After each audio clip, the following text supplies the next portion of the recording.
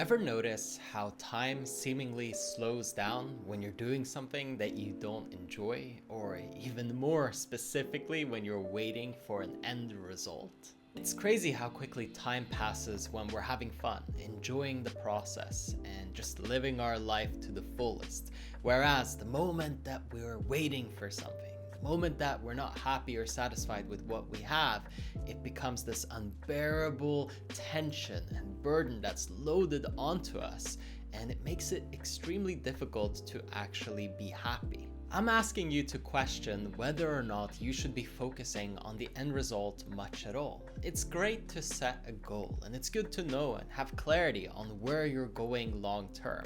But other than that, the main focus, pretty much all of your attention, needs to go into the daily processes. For you to hone your skills and your craft, for you to build momentum, for you to become a better version of yourself. Because this human nature that's built into us wants to glorify the end outcome and say, I'll be happy once I arrive, once I get there, once I see a breakthrough. Yeah, maybe you will, for a second or two, or a few moments, maybe a few hours, let's even say a few days. But eventually, you'll come back to being yourself. No matter how much you have achieved, no matter what great heights you go to, you will always come back to your standards, and you will come back to who you really are. If you're someone who wants to see a breakthrough, if you want things to start clicking for you all the time and everything to go right and well, then no matter how much you achieve or attain, you come back to more of that. And so it's an infinite loop and a spiral where no matter how well you do, no matter how much you perform, no matter how much you get and accumulate, you will keep feeling this way. Feelings are addictive. Emotions that run through you will probably run through you again and again on repeat, like a broken record. And the best way to stop it all, to really take back control, is just to become present. To realize that there's a here and now that we're usually ignoring, not paying any attention to, because we're too busy thinking and worrying about the future. Or, then again for others, regretting things about the past. Regardless where your mind is, other than in this moment, other than with what you are focused on right here and right now, bring it back. Notice that you are breathing, that you are alive, that you have a choice on how you feel, that you are choosing, probably unconsciously so, but regardless, still choosing to be unhappy or discontent, to hold this tension, to decide that, you know what, the only way I can get motivated is to feel dissatisfied in some form. Do you really want to believe that? And more importantly, do you want to make it a self-fulfilling prophecy that rules your life?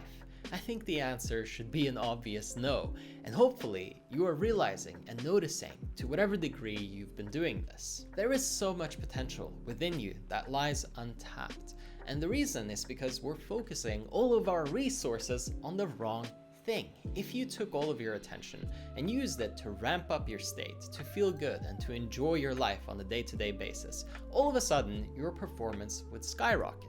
Your results would then pretty quickly start to follow and align, and because of that, you'd go into something called the winner's effect. You'd get more and more things going your way, you'd feel better and better, and you would feel almost like there's this unstoppable momentum behind you, like the universe is conspiring in your favor. And we all know how it feels on the other side, almost like the universe and the world is against us, right? We get a pretty dark world view, people are bad for the most part, the world is bad, everything is wrong, and sure, maybe we can find some great reasons for why we can argue that and believe that and buy into it, and you can find lots of evidence and proof to support it, or you can live a happy life, you can enjoy yourself. It's your choice. Whatever you look for, you will find. And if you want more evidence for why you should be unhappy, there's plenty to choose from. So look for evidence that you're doing well right now, that you're on the right track, that you are progressing, that you are growing, and really double down on noticing and appreciating yourself. How easy it is to take the small things for granted. Any bad habits that you've ever quit? Any changes that you've made in your life over the past couple of years? For the better? Let me take a wild guess. The answer is yes, you've made at least some progress in your life, but maybe you're downplaying it, minimizing it, and saying, oh, that's not that big, anybody can do that. I should be so much further ahead. And so guilt tripping yourself and pressuring yourself. Great, that's how we want to motivate ourselves to perform, right? Wrong. And I know you know this, but we fall into those patterns unconsciously. And so we need somebody to shine some light on it, to really notice it. Otherwise, we're not going to change it, and it's going to run our lives in the background.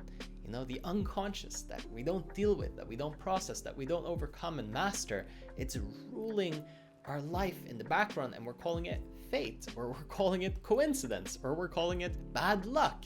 It's none of those things. It's just deep inner work that needs to be done.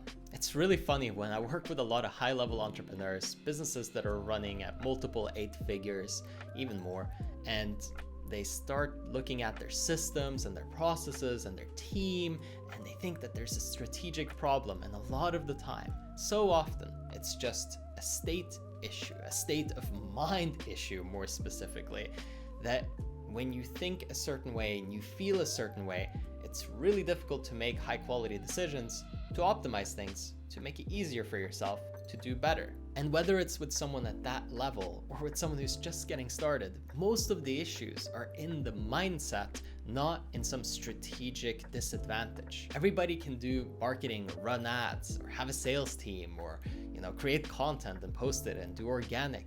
It doesn't matter. That's not the difficult part. The difficult part is how you feel and think about it, how you align with it, and what state you have going into it. If it's perceived right and executed right, and you're feeling good while doing it, chances are it's going to be a great success.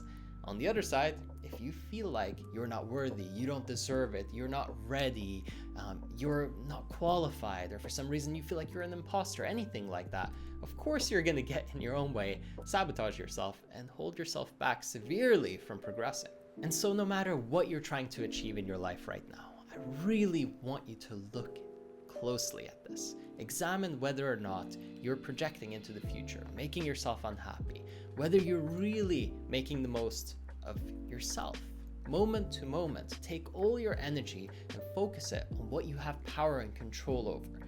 And that way, you can build momentum quickly, start to feel better, get more results, start to feel even better, and then the cycle just continues and things just get better and better for you. And if you'd like me to come into your life, hold you accountable every week to make sure that this actually gets executed and implemented properly, to guarantee that you follow through, then I invite you to jump over to erafael.com. Over there, you can book a one-on-one call with me directly. We'll talk, see if it's a good fit, and if so, I'm looking forward to coaching you. Again, if you want to take advantage of it, go to erafael.com and book yourself that one-on-one call. As always, I hope that you have enjoyed this one, and I will catch you on the next one.